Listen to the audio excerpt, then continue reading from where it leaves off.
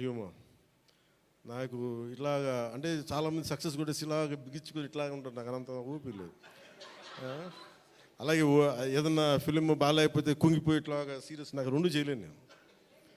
అలాగే నేను ఓడిపోయినప్పుడు 2019లో అందరూ నా గురించి ఎక్స్పెక్ట్ చేస్తున్నారు, అసలు వీడు ఎలా ఉంటాడో చూద్దామని. అంటే వీడు ఎంత అవమానం పడతాడు అనేది.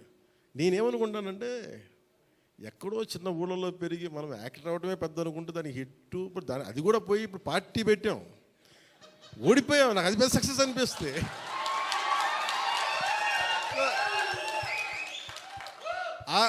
I truly enjoy my journey. It's not about success.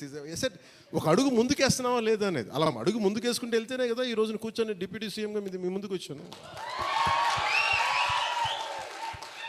అందుకనే ఏంటంటే ఇది నాకు చాలా అందరూ చాలా సీరియస్గా తీసుకుంటారు సక్సెస్ని. నాకు అట్లా అనిపించదు. అరే జీవితాన్ని సీరియస్గా తీసుకుందాం, బంధాలను సీరియస్గా తీసుకుందాం, మానవత్వాన్ని సీరియస్గా తీసుకుందాం.